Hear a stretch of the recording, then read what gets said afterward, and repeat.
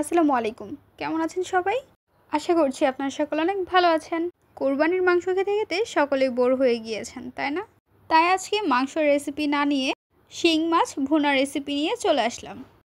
নতুন রাঁধুনি কিংবা ব্যাচেলর যে কেউ একবার দেখলেই সহজেই তৈরি করে নিতে পারবে। চলুন দেখে নেওয়া যাক। বিসমিল্লাহির রহমানির রহিম। চুলায় বসিয়ে দিচ্ছি একটি কড়াইয়ের মধ্যে দিয়ে দিচ্ছি সয়াবিন তেল এবং পেঁয়াজ কুচি। পেঁয়াজটি নাড়াচাড়া করে হালকা একটু ব্রাউন কালার করে নেব। দেখতে পাচ্ছেন পেঁয়াজের মধ্যে ব্রাউন কালার চলে আসছে। এর মধ্যে দিয়ে দিচ্ছি অল্প পরিমাণ পানি, জিরে বাটা 1 টেবিল চা চামচ, আদা এবং রসুন বাটা 2 টেবিল চা চামচ।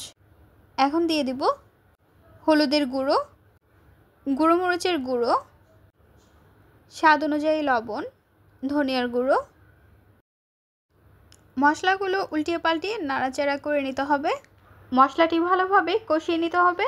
দেখতে পাচ্ছেন কষানো হয়ে গিয়েছে। মাছটি আমরা দিয়ে দিয়েছি, মশলার সাথে মিশিয়ে নিচ্ছি। মাছটি 2 থেকে 3 মিনিটের মতো মশলার সাথে মিশিয়ে কষিয়ে নেব। তেল উঠে গিয়েছে। এখন আমরা অ্যাড করে দেব টমেটোর ফালি।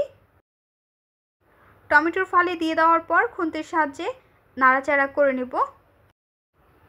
নাড়াচাড়া করে যখন এর মধ্যে তেল উঠে আসবে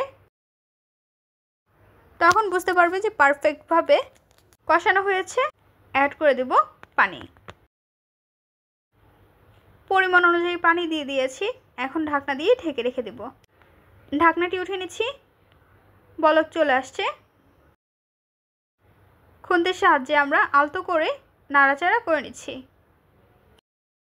মাছগুলো উল্টিয়ে আবারও ঢাকনা দিয়ে ঢেকে রেখে দেব। ঢাকনাটি উঠিয়ে নিচ্ছি। এখন আমরা খুন্তির সাহায্যে নাড়াচাড়া করে আবারও ঢাকনা দিয়ে ঢেকে রেখে দেব। চলে আসলাম 3 মিনিট পর। ঢাকনাটি উঠিয়ে নাড়াচাড়া করে নিব। চুলাটি অফ করে পরিবেশন করে নিব।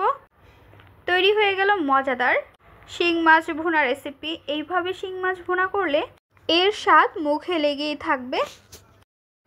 মাছ ভুনা রেসিপি আপনাদের কাছে কেমন লেগেছে তা অবশ্যই জেনে নেবেন। আপনাদের মূল্যবান মতামতটি। ভিডিওটি যদি ভালো লাগে তাহলে অবশ্যই একটি লাইক করে দেবেন এবং সাবস্ক্রাইব করে আমাদের পাশে থাকবেন। আরও মজার মজার রেসিপি দেখার জন্য সবাইকে আমন্ত্রণ রইল। আজকের পর্বে এখানেই বিদায় নিচ্ছি গাইস। আসসালামু আলাইকুম। ভালো থাকবেন সবাই।